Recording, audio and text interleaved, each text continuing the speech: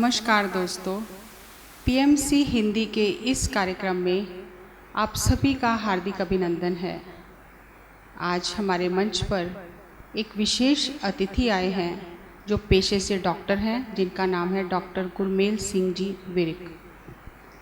बरनाला जिले में भदौड़ में इन्होंने नेचुरोपैथी एंड योगा सेंटर खोला है पंजाब में। 30 साल अपनी मेडिकल फील्ड में सेवाएं देने के पश्चात इन्हें लगा कि ये मेडिकल साइंस मनुष्य की मदद तो करती है, लेकिन मनुष्य केवल शरीर नहीं है, इससे अधिक बहुत कुछ है। तो इनके अंदर की उत्सुकता ने इन्हें बहुत खोज करने पर मजबूर किया और रिटायर होने के बाद इन्होंने ये एक रिसर्च सेंटर खोला जिसे भारत सरकार द्वारा मान्यता प्राप्त है। और आज ये अपने उस अनुसंधान केंद्र में लोगों को आनापानासति ध्यान से अवगत कराते हैं और डॉक्टर साहब खुद भी 6-6 घंटे प्रतिदिन ध्यान करते हैं। और भारत सरकार ध्यान के क्या लाभ होते हैं और जापान की सरकार इस पर इनके साथ मिलकर खोज कर रही है और मेडिकल टीम इनके साथ है जो ध्यान के लाभों को रिकॉर्ड करके उस रिसर्च को लोगों के सामने लेकर आ रही है ना। कितना अद्भुत कि एक चिकित्सक जिसने 30 साल सेवाएं दी हैं वो आज आपसे रूबरू होकर आपको बताएंगे कि आप अपना इलाज स्वयं कर सकते हैं, आप अपने डॉक्टर स्वयं हैं। तो आइए हम इस मंच पर उनका स्वागत करते हैं और उनसे जानेंगे कि हम अपने डॉक्टर स्वयं कैसे बने। डॉक्टर साहब, आपका इस मंच पर बहुत बहुत स्वागत है। हम आपका आभार प्रकट करते हैं कि आपने हमें समय दिया ताकि आपके इस बेशकीमती ज्ञान से सभी को लाभ हो सके। आपका अभिनंदन है। धन्यवाद। तो मैडम जी आपका, आपने एक छोटे से प्राणी को इतना ज़्यादा महत्व दे दिया तो मुझे समझ में नहीं आता कि मैं आपका धन्यवाद कैसे करूं, तो आप जनता के सामने मैं क्या बोलूं। तो धन्यवाद मैडम जी। डॉक्टर साहब, आपकी ये जो यात्रा है ये बहुत ही रोमांचक है कि एक डॉक्टर होने के साथ आप सर्जन भी हैं और इस इतनी चिकित्सा में प्रगति जो आज हो रही है उसके बावजूद आपका ये रुचि कैसे जागी कि मैं दूसरी जो वैकल्पिक विधियां हैं उनकी और मैं लोगों को लेकर जाऊं। मैं बेसिकली एलोपैथ डॉक्टर हूं। पीजीआई में मेरी सेवाएं रही, ऑल इंडिया मेडिकल इंस्टीट्यूट में भी सर्विस की, Tata memorial research centre cancer Bombay में भी दी और पंजाब के सभी लोकल और बड़े हॉस्पिटलों में सेवाएं देने के बाद 30 साल के बाद मैं रिटायर हुआ एज ए CMO। तो आपका जो क्वेश्चन है कि मैं एलोपैथ की ज़िंदगी जीवन व्यतीत करने के बाद हम इस तरफ कैसे करवट ली, उसके पीछे जहाँ तो अल्लाह ईश्वर भगवान गॉड ही जानता है, लेकिन मेरे जीवन में मेरी भांजी थी एक, उसको ब्लड कैंसर था। तो ब्लड कैंसर की वजह से उसको पंजाब के, इंडिया के लगभग सभी हॉस्पिटलों में मैंने उनको दिखाया और सभी से जवाब मिला था। तो तब आखिर में एक किसी साधु संगत की वजह से उन्होंने हमें व्हीट ग्रास, जो कुदरत का कणक का ग्रास होता है, उसका जूस पीने को दिया और कुछ पानी के माध्यम से किया। तो हम थोड़ा सा डाउट में थे कि इतने बड़े काबल हॉस्पिटलों में इलाज फेल हो चुका है, लास्ट स्टेज में कैंसर है, तो ये कैसे ठीक होगा।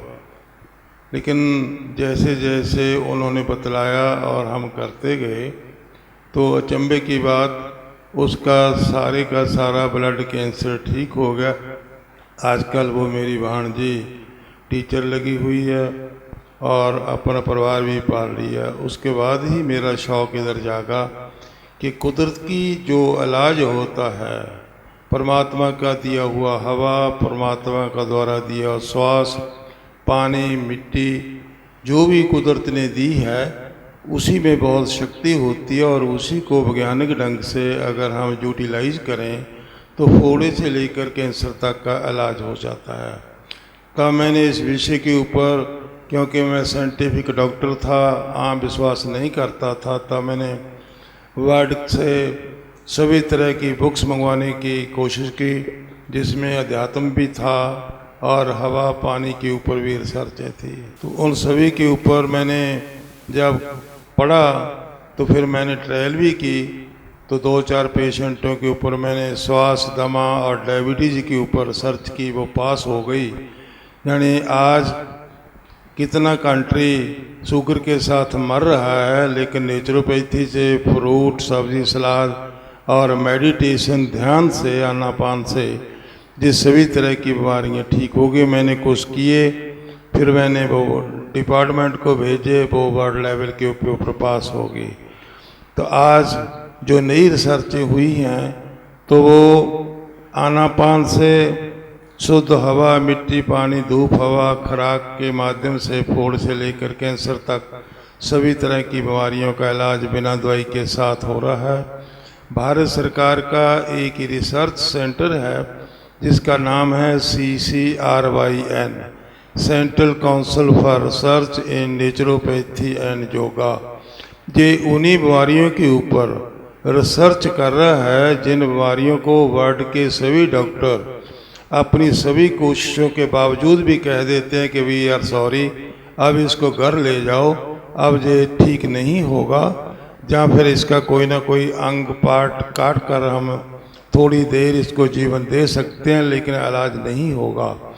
तो इन विषयों से जो ऐसे पीड़ित व्यक्ति थे, लाचार, उनके ऊपर भारत सरकार ने एक डिपार्टमेंट कायम किया, CCRYN, central council for research in naturopathy and yoga.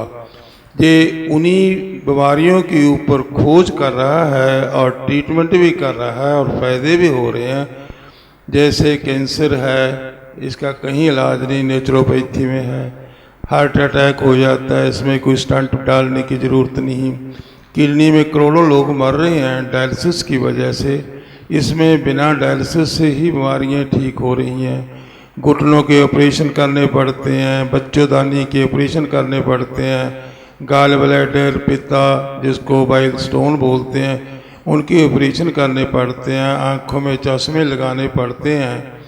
यानी कितनी बीमारियां हैं जिसके लिए सारी उम्र दवाई खानी पड़ती है, या कोई ना कोई परमात्मा का दिया हुआ पार्ट काटना पड़ता है।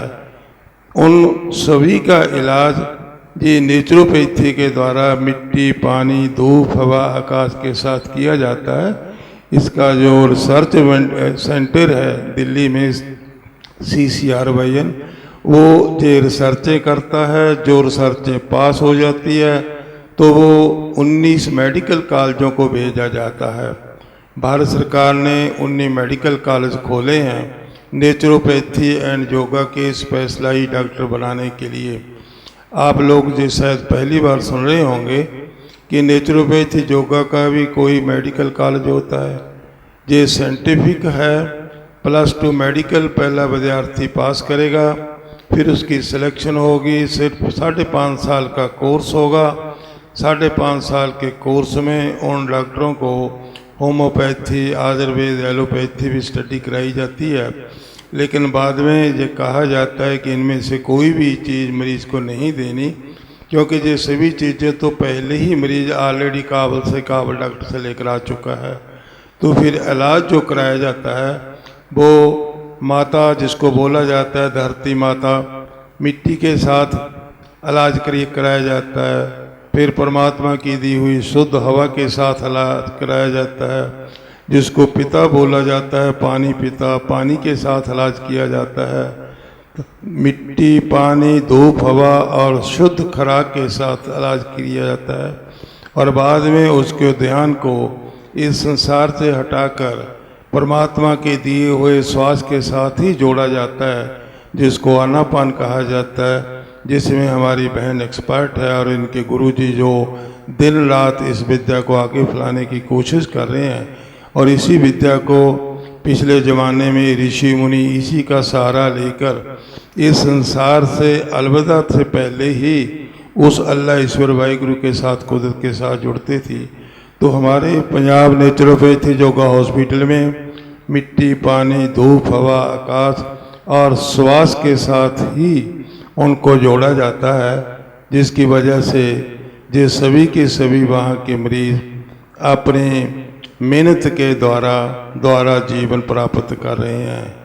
तो मुझे मेरी बहन जो बहुत ही आध्यात्मिक है, हम तो इनके पाँव के नीचे में नहीं हैं, और इनके गुरुजी जो वर्ल्ड लेवल के ऊपर चलते हैं, तो उनकी ही दृष्टि है कि मेरे जैसे एक छोटे से व्यक्ति को मेरी बहन ने आज आप लोगों के सामने पेश किया है।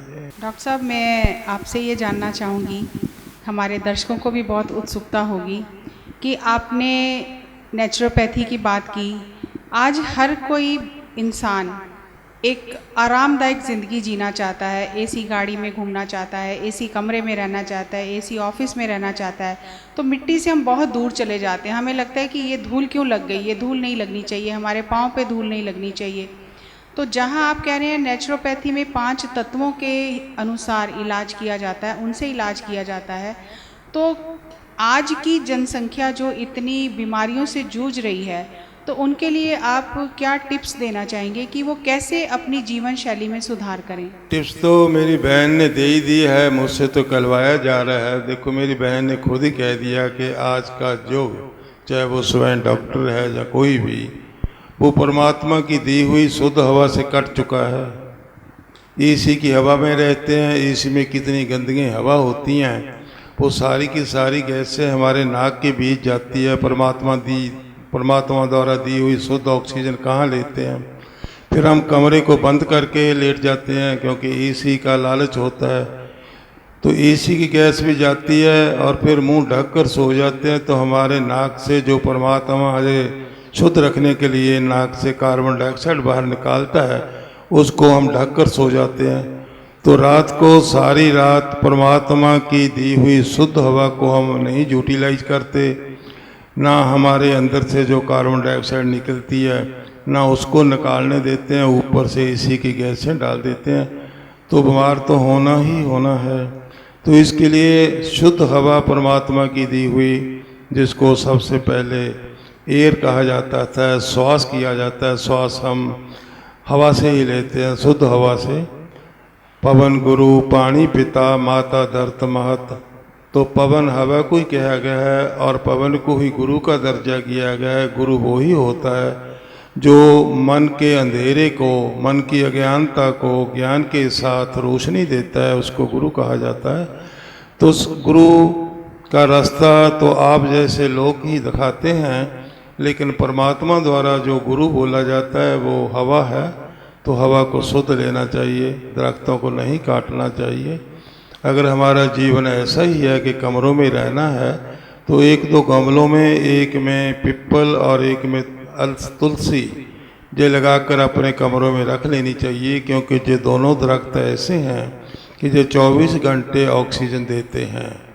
सुबह में इनको बाहर रख लो, रात को इनको अपने कमरे में रख लो, ताकि आपके एसी की जो गंदी हवा वो जो दरख्त खींच लेंगे और हमें परमात्मा की शुद्ध हवा अंदर जाएगी। और आनापान जो आप सारे संसार में फैला रहे हैं, उसके साथ इसका जो पावर है बहुत ज़्यादा बढ़ जाता है। दूसरी बात, मिट्टी की बात की है, तो मिट्टी से ही पैदा हुए हैं, मिट्टी में ही हमने अंतिम श्वास लेना है। हमारे शरीर में 2 तरह के करंट होते हैं। ऊपर से एक बिजली का करंट होता है, जैसे ब्रेन में EEG कहा जाता है, और हार्ट का जो करंट होता है उसको ECG कहा जाता है। लेकिन जो नीचे के सभी के पार्ट होते हैं उसमें मैग्नेट करंट होता है।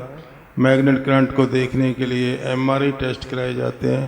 तो आपने दीदी मिट्टी की बात की है, तो संसार का सबसे बड़ा जो चुंबकीय करंट है, मैग्नेटिक करंट है, वो मिट्टी ही है।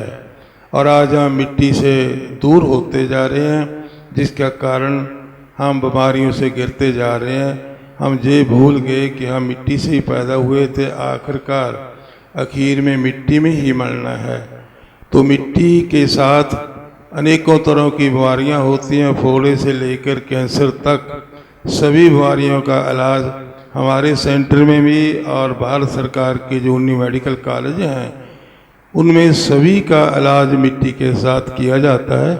पब्लिक को हम कहते हैं, भाई सारा दिन मिट्टी पे चलो तो अच्छा है, नहीं आधा पौना घंटा नंगे पाँव मिट्टी के ऊपर तो चलो। ताकि धरती का जो मैग्नेटिक करंट है, चुंबकीय करंट है, धरती की जो शक्ति है वो पाँव के माध्यम से हमारे शरीर में जाए, और परमात्मा की दी हुई जो आकाश की शक्ति है वो तो वायुमंडल के द्वारा सिर से आती है। तो ये दोनों करंट अगर हम मेंटेन रख लेते हैं तो मरना तो हर इंसान ने है दीदी, लेकिन जो व्यक्ति कुदरत के साथ जुड़कर मरता है वो शांत चित्त होकर मरता है, उसकी आत्मा को भी शांति मिलती है और परिवार को भी उतनी परेशानी नहीं होती। इसके साथ कुदरत के साथ जुड़ना ही सबसे बड़ी चीज़ होती है। कुदरती भोजन खाओ, कुदरत के साथ चलो, कुदरत के साथ बैठो। आजकल तो इसको वैज्ञानिक तौर पे देखा जा रहा है, इनके सबूत भी इकट्ठे हो चुके हैं, इसलिए वर्ल्ड लेवल के ऊपर इसकी मान्यता है। लेकिन पुराने ज़माने में तो ऋषि मुनि अध्यात्मवादी होते थे, वो सारा कुछ ध्यान में ही देखते थे और अपने शागिर्दों को ऐसा ही बतलाते थे। तो आप वो ही काम कर रहे हो जो पुराने ज़माने में ऋषि मुनि करते थे, आप कुदरत के साथ ही जोड़ रहे हो। भारत सरकार इसको वैज्ञानिक के तौर पे आप बहुत ज़्यादा फैला रहा है। तो ये आपका क्वेश्चन है कि शुद्ध पानी पियो, जिसको हम पिता बोलते हैं, मिट्टी जिसको माता बोलते हैं, धरती माता, और हवा जिसको पवन गुरु बोला जाता है, और परमात्मा की दी हुई धूप जिसको सूरज की किरणें बोलते हैं। इससे 365 बीमारियाँ ठीक होती हैं। हर इंसान को परमात्मा के द्वारा दी हुई धूप 30-35 मिनट लेनी चाहिए। तो सारा कार्य तो दीदी आप और आपके महान गुरु कर ही रहे हैं। मेरे जैसे तुच्छ समाज सेवी तो हम नहीं कह सकते अपने आप को, क्योंकि बहुत ही कम हम समाज के कम काम आ रहे हैं। हाँ, हम रिसर्च जरूर कर रहे हैं, हमारी रिसर्चों में बहुत सारे लोगों को फ़ायदा हो रहा है, लेकिन फिर भी आपकी तुलना में हम जीरो हैं दीदी। डॉक्टर साहब, जैसे आपने कहा कि ब्रह्म ऋषि सुभाष पत्री जी पिरामिड स्पिरिचुअल सोसाइटीज़ के माध्यम से और पिरामिड मेडिटेशन चैनल के माध्यम से घर घर तक ये आनापानासती ध्यान पहुंचा रहे हैं। ये पवन गुरु की जो बात आपने की कि पवन गुरु के साथ कैसे जुड़ना है ये बता रहे हैं। तो आपसे मैं ये रिक्वेस्ट करती हूँ कि आप एक मेडिकल डॉक्टर होने के नाते आपके साथ बहुत सारे डॉक्टरों की टीम भी काम कर रही है जो ये रिसर्च को डॉक्यूमेंट भी कर रहे हैं। तो आप हमारे दर्शकों के लिए ये बताएं कि आनापानासती ध्यान करने से या पवन गुरु के साथ रहने से हमारे अंदर क्या चेंजेस आते हैं, हमारे हार्मोन्स और केमिकल्स के अंदर। देखो, परमात्मा ने सभी को पैदा किया है और हर व्यक्ति का जीवन तभी स्टार्ट होता है जब बच्चा जन्म लेते समय श्वास लेता है। परमात्मा द्वारा दी हुई हवा वो खींचता है, वो रोता है तो माँ बाप खुश हो जाते हैं। आप इसके उदाहरण देखें, बहुत सी माएँ, बहुत से ऐसे होते हैं, बहुत से बच्चे वो पेट से बाहर तो आ जाते हैं लेकिन रोते नहीं हैं। तो कितनी परेशानी डॉक्टर को और उस माँ बाप को होती है, क्योंकि वो बच्चा डेथ लाइन के किनारे पे होता है।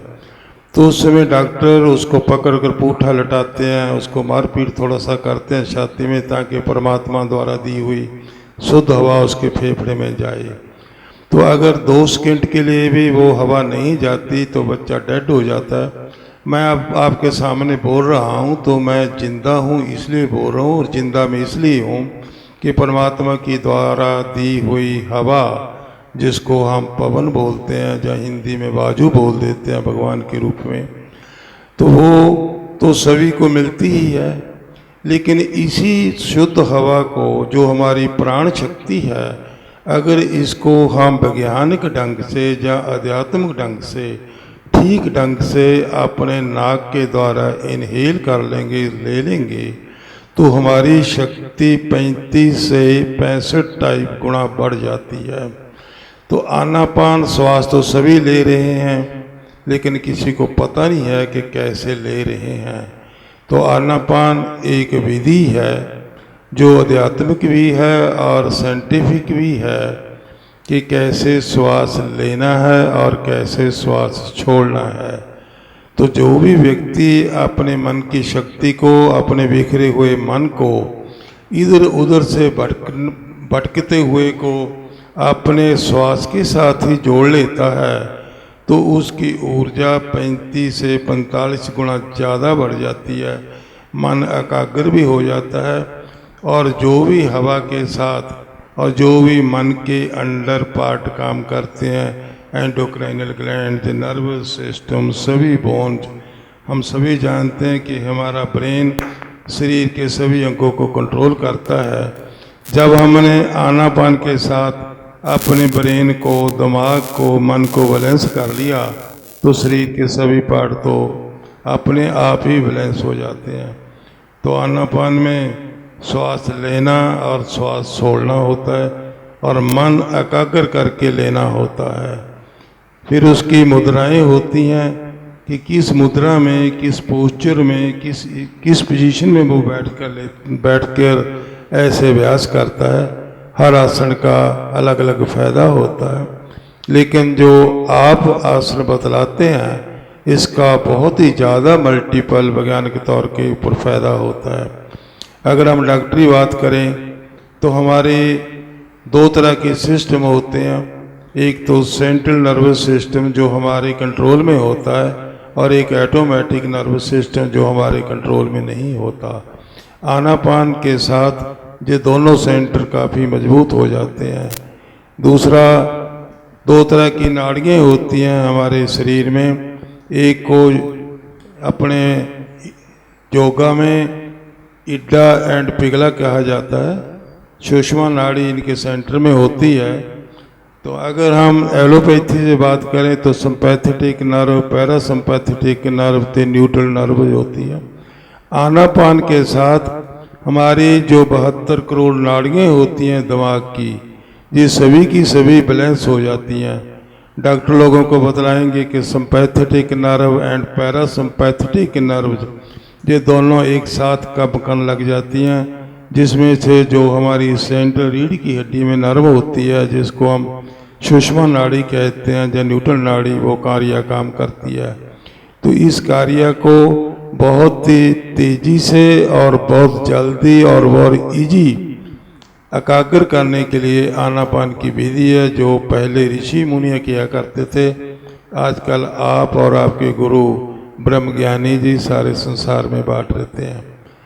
तो आंख बंद करके किसी भी आसन में बैठ सकते हो, या जैसे भी गुरु जी बतलाते हैं उस आसन में बैठकर अपने बिखरे हुए मन को सिर्फ अपने श्वास के साथ ही जोड़ना है।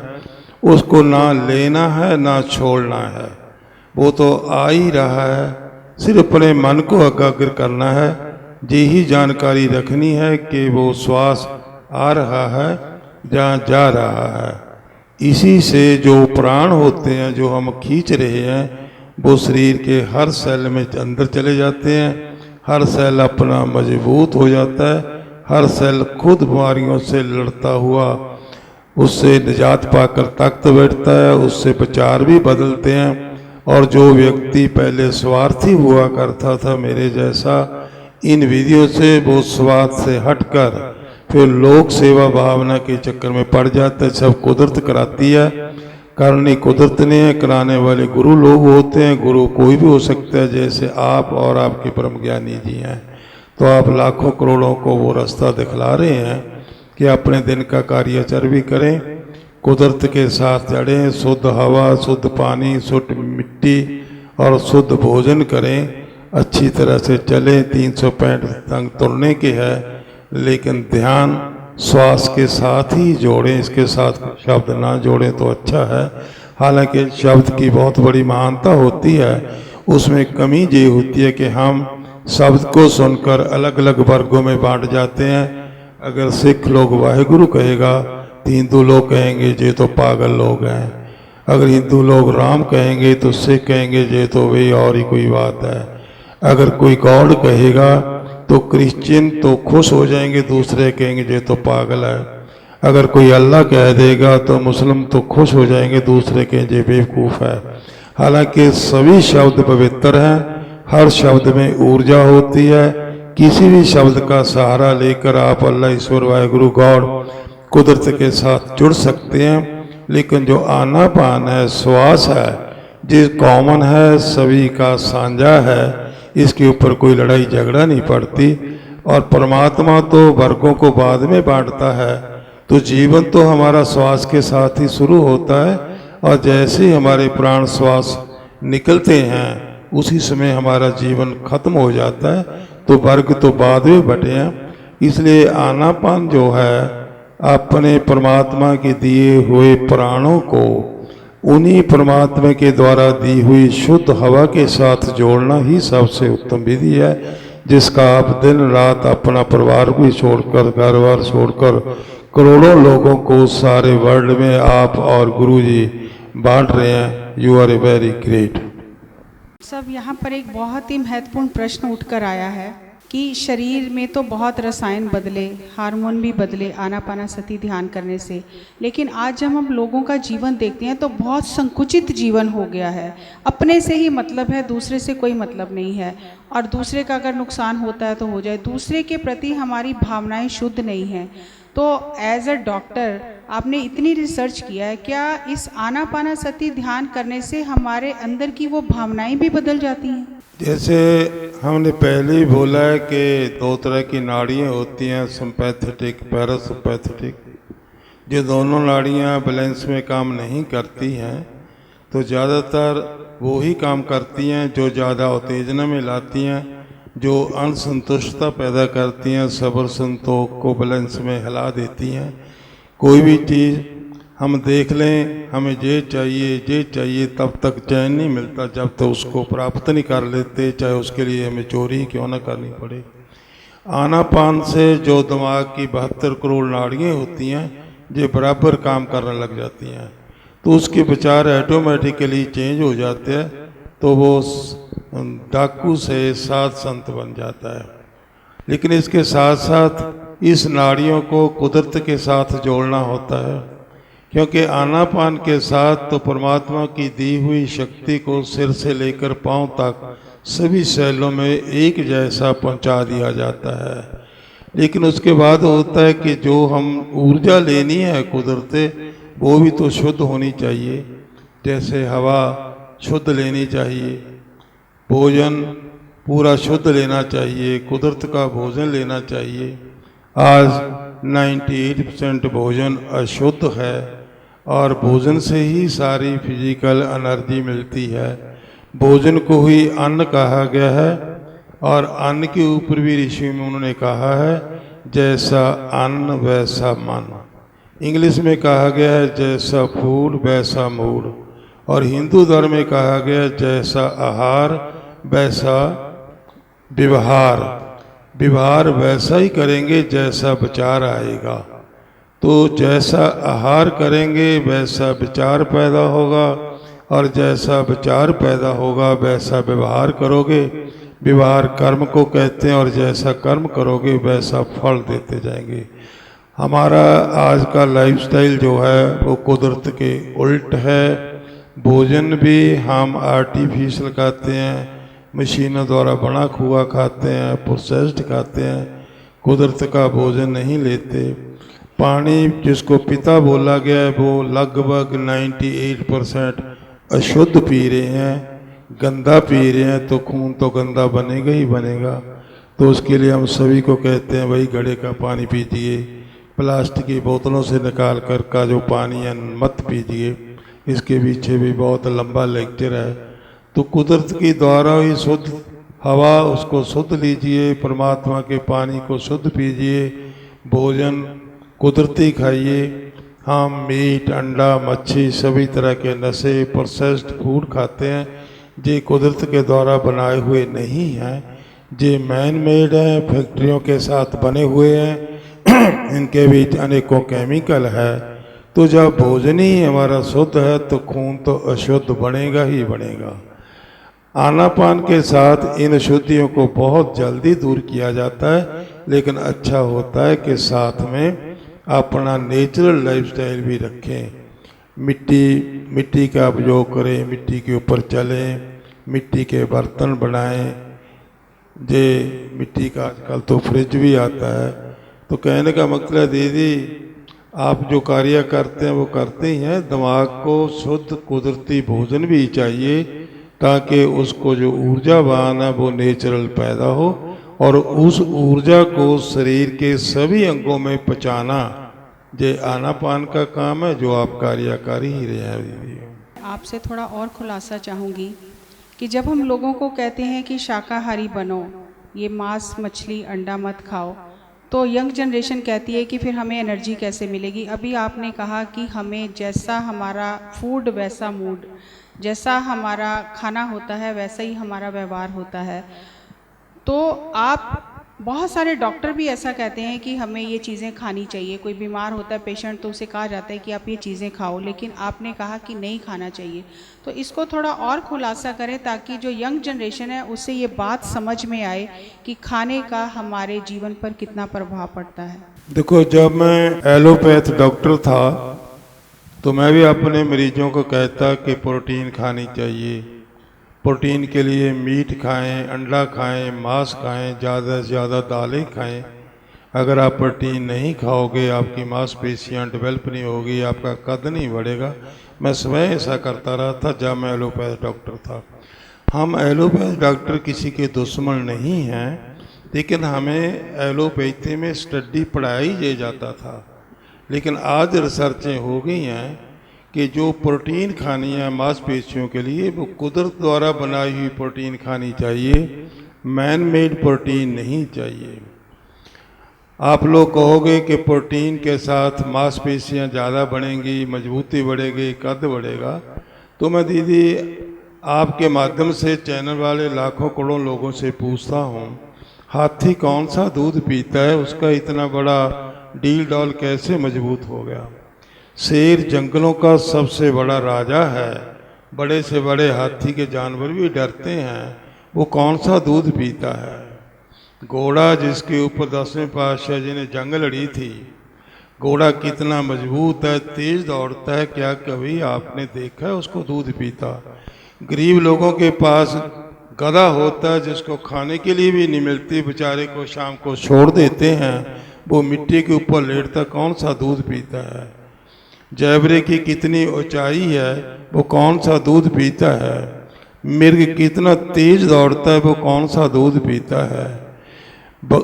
भगवान की सृष्टि में जिस लोगों को भी उसने पैदा किया है, मानव जाति ही ऐसी बेवकूफ़ जाति है। मैं जो शब्द गलत बोल रहा हूँ, बुरा बोल रहा हूँ, आपको परेशानी भी होगी, मैं सॉरी मांगता हूँ जी। मैं शब्द इसलिए बोला है कि मानव जाति में इंसान ही एक ऐसा व्यक्ति है जो सारी उम्र दूध पीता है। संसार में कोई भी जीव जंतु आप मुझको ढूंढ कर दिखा दो दीदी, जो जन्म लेने के थोड़े चेर बाद सारी उम्र दूध पीता हो। 1 करोड़ रुपया मुझसे ले लेना, करोड़ों लोग माध्यम से देखेंगे, अगर मेरी बात को कोई सच साबित कर दे। एक इंसान है जो मरते दम तक दूध पीता है। मैं आप ही से पूछता हूँ दीदी, हम दूध पीते हैं, जिस जानवर का हम दूध पीते हैं क्या वो दूध पीती है? क्या गाय दूध पीती है? नहीं। क्या भैंस दूध पीती है? क्या बकरी दूध पीती है? क्या ऊँटनी दूध पीती है? क्या शेरनी दूध पीती है? जब कोई भी जानवर जिसकी कुख से बच्चा पैदा हुआ दूध पीते हैं, तो वो कमज़ोर क्यों नहीं हो गए? हाथी इतना मजबूत क्यों होगा जो घास फूस के साथ चलता है? ये थ्योरी गलत है, पहले हो सकता है इसकी रिसर्च ना हुई हो। आज जो व्यक्ति दूध पीता है और दूध की बनी हुई चीज़ें खाता है वो डेफिनेटली बीमार होगा, वो ज़िंदगी भर ठीक नहीं होगा। और आज हमें ज्ञान नहीं है, हम कैल्शियम खिलाते रहते हैं, इनकी बोन डेवलप हो जाएगी, किडनी फेल है, इसके प्रोटीन होने चाहिए, उसको अंडा देते हैं, मीट देते हैं, फिर प्रोटीन की अलग अलग नकली मशीनों के द्वारा चीज़ देते हैं। आप ऐसा कीजिए कि जितनी भी प्रोटीन है एनिमल प्रोटीन, आप डक्टी लाइन के ऊपर उनकी पीएच चेक करके देखें, तो पीएच उनकी एसिडिक मिलेगी। ये बहुत लंबा इतिहास है दीदी। हमारा खून एसिडिक होना चाहिए, अल्कलीन होना चाहिए, 7.4 अल्कलीन होती है।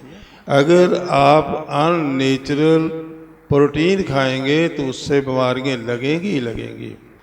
आप एक भी घर ढूंढकर मुझे दिखला दो जिस घर में कोई व्यक्ति बीमार ना हो, और वो घर में दूध भी चलता है, सभी खुराकें चलती हैं, काबिल से काबिल डॉक्टरों का इलाज भी चलता है, फिर भी हर घर में तंदुरुस्त का एक बच्चा भी पैदा क्यों नहीं हो रहा है? कारण जो कुदरत ने खुराक दी है उसके साथ हम खिलवाड़ कर रहे हैं, कुदरत के साथ कुदरत कानूनों को हम तोड़ रहे हैं। और कुदरत का कानून है, जिसने कुदरत के कानून के साथ जुड़ा उसको सुख, शांति और सेहत मिलेगी। और जिस किसी ने भी कुदरत का कानून तोड़ा तो कुदरत ने उसको सजा देनी है, दुख, अशांति, बीमारी और बेचैनी। तो इसी के साथ भारत सरकार का जो नेचुरोपैथ डिपार्टमेंट है ये तो साइंटिफिकली बात करता है।